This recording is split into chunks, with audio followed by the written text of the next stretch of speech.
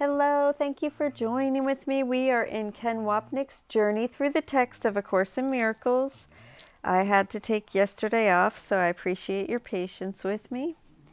And we are in Chapter 4, The Illusions of the Ego. This is Ken Wapnick's section on Jesus, and we are picking up Teaching and Learning. This is the final aspect of our current discussion of Jesus as our teacher. Chapter 4 begins with a section on teaching and learning, one of the key themes in A Course in Miracles, although it does not come into full measure into the Manual for Teachers. Nonetheless, the theme that teaching and learning are the same is heard throughout the Course. This parallels the theme that giving and receiving are the same. We receive what we give and give what we receive. If we experience love, we have extended it and thus receive it. If we experience guilt, attack, and punishment, we have projected them and thus receive them. If we want to learn forgiveness, then we must teach it.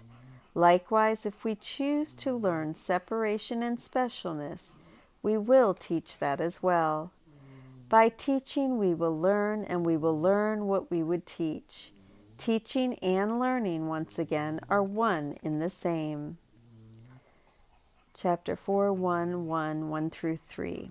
A good teacher clarifies his own ideas and strengthens them by teaching them. Teacher and pupil are alike in the learning process. They are in the same order of learning, and unless they share their lessons, conviction will be lacking.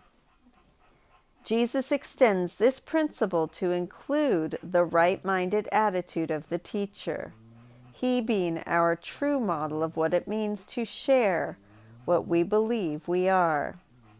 As we become increasingly right-minded, it is Jesus' forgiveness we teach by example. By so doing, we strengthen our decision for his sanity. A good teacher must believe in the ideas he teaches, but he must meet another condition.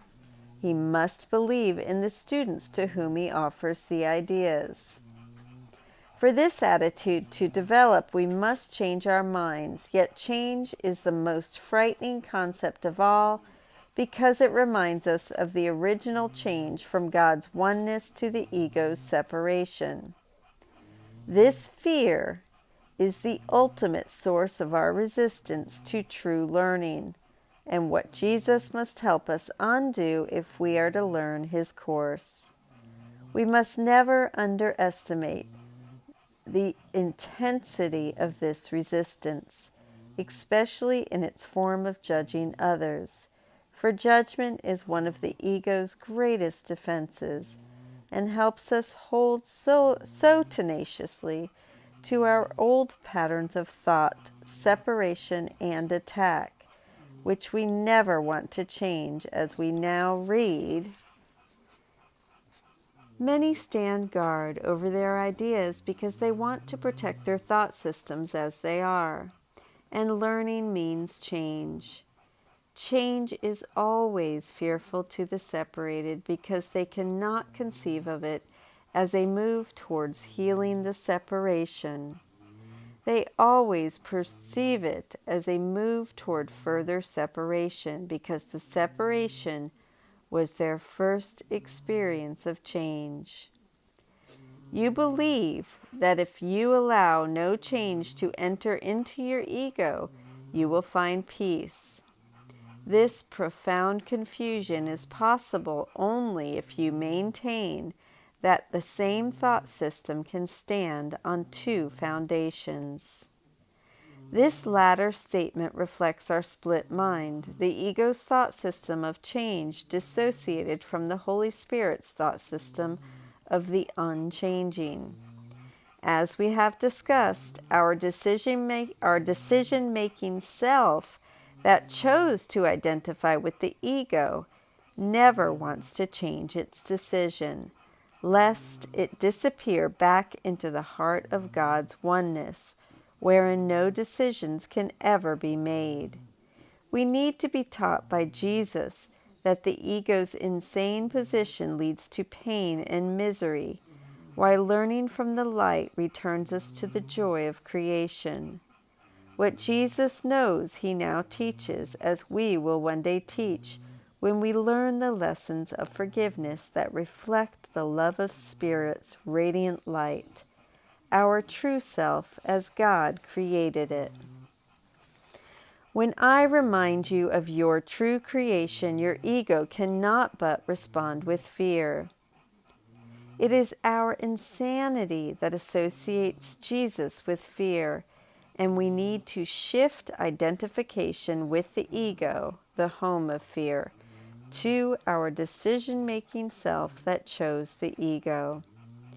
We learn that our true home is Spirit, God's creation to which our forgiveness happily leads us. Teaching and learning are your greatest strengths now because they enable you to change your mind and help others change theirs. Refusing to change your mind will not prove that the separation has not occurred.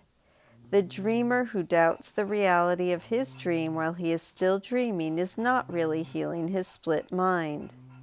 You dream of a separated ego and believe in a world that rests upon it. This is very real to you. You cannot undo it by not changing your mind about it. If you are willing to renounce the role of guardian of your thought system and open it to me, I will correct it very gently and lead you back to God. Jesus is our teacher who gently reminds us of our need for learning. Changing our minds becomes the only hope, for within the power of the mind to choose is our salvation.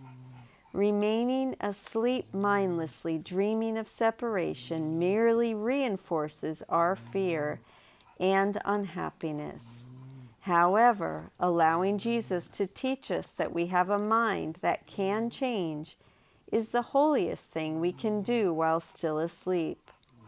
This is how we become happy learners, a phrase we will return to in a later chapter. I am going to stop there and I will pick up on the next paragraph tomorrow. Thank you for your patience with me, as sometimes I find it necessary to skip a day. I try to make it up with longer readings. Could you try again? I try to make it up with longer readings the next day. Here's what I So, found. oops, thank you, sorry. Siri wanted to get in on the conversation here. I love you. Have a beautiful day, and I will see you tomorrow. Bye.